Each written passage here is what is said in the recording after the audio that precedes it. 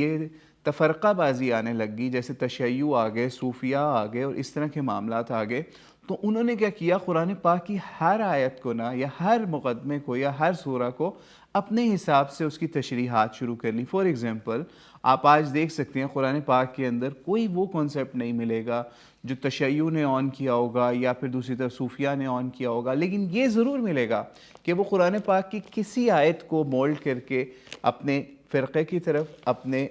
سمجھ لیجئے اپنے اصول کی طرف لے جائیں گے۔ تو یہ معاملات جو ہے نا، یہ سمجھ لیجئے فرقہ واریت سے اس کی ابتدا ہو گئی، جس کا یہاں پہ یہ بھی معاملہ کہہ رہے ہیں۔ اب تفصیل بالرائے، تفسیر بالرائے یعنی اپنی رائے کو قرآن پاک کی تفسیر میں داخل کر دینا۔ اس کے حوالے سے مولانا ابوالکلام آزاد بہت زبردست باتیں لکھتے ہیں، وہ بہت امپورٹنٹ ہے۔ یعنی وہ یہ بات لکھتے ہیں کہ تفصیل بالرائے کا مقصد یا مطلب کیا تھا اور لوگوں نے اس کو کیا بنا لیا۔ ٹھیک ہے، لکھتے ہیں کہ تفصیل بالرائے کا مطلب سمجھنے میں لوگوں کو لغزشیں ہوئی۔ تفصیل بالرائے کی ممانعت سے مقصود یہ نہ تھا کہ قرآن کے مطالب میں عقل و بصیرت سے کام نہ لیا جائے، کیونکہ اگر یہ مطلب ہو تو پھر قرآن کا درس و مطالعہ ہی بے سود ہو جائے گا۔ حالانکہ قرآن کا یہ حال ہے کہ اول سے آخر تک یہ عقل کی اور تفکر کی دعوت ہے، اور ہر جگہ مطالبہ کرتا ہے افلا یتدبرون القرآن، کہ قرآن خود سمجھ لیجیے دعوت دیتا ہے کہ آپ لوگ فکر، غور، یہ چیزیں تدبر کیوں نہیں کرتے۔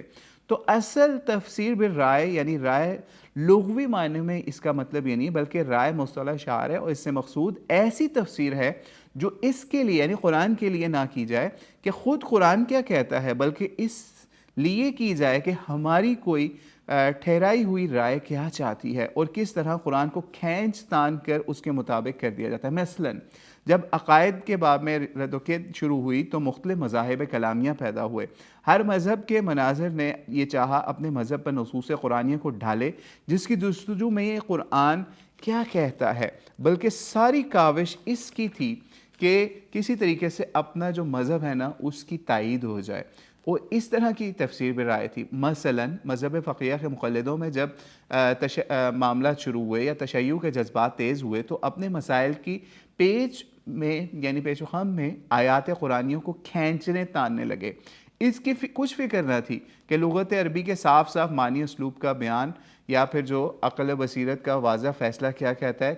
یہ ان سب کو وائلیٹ کر دیا گیا، اور تمام کوشش یہ تھی کسی نہ کسی طریقے سے قرآن کو اپنے امام کے مذہب کے مطابق دکھایا جائے۔ یہ تفصیل بالرائے ہے، تفسیر بالرائے یہ ہے۔ مثلا صوفیہ کا ایک گروہ اسرار و بطون کی جستجو میں دور تک نکل گیا اور پھر اپنے موضوع عقائد و مباحث پر قرآن کو ڈھالنے لگا۔ قرآن کا کوئی حکم، کوئی عقیدہ، کوئی بیان تحریف معنوی سے نہ بچا۔ یہ تفسیر بالرائے ہے۔ یا مثلا آگے بھی انہوں نے ایک چیز بتائی کہ جیسے نیوٹن ہے یا پھر اور ڈارون ہے، ان کے نظریات ہیں، ان کے نظریات جو کہ انہوں نے فلسفہ سے یا اور چیزوں سے اخذ کر کے اپنی آبزرویشن سے نکالے،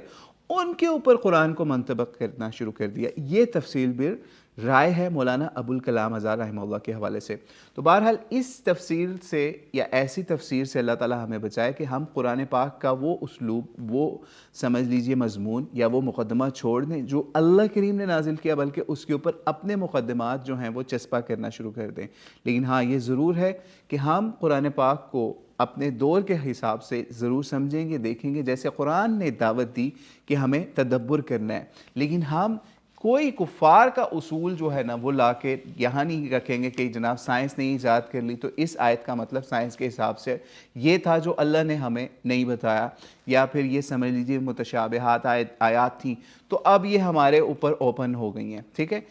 یہ سائنس کی اس چیز سے، تو وہ جو متشابہ ہے وہ قیامت تک ایسے ہی رہے گی، ٹھیک ہے۔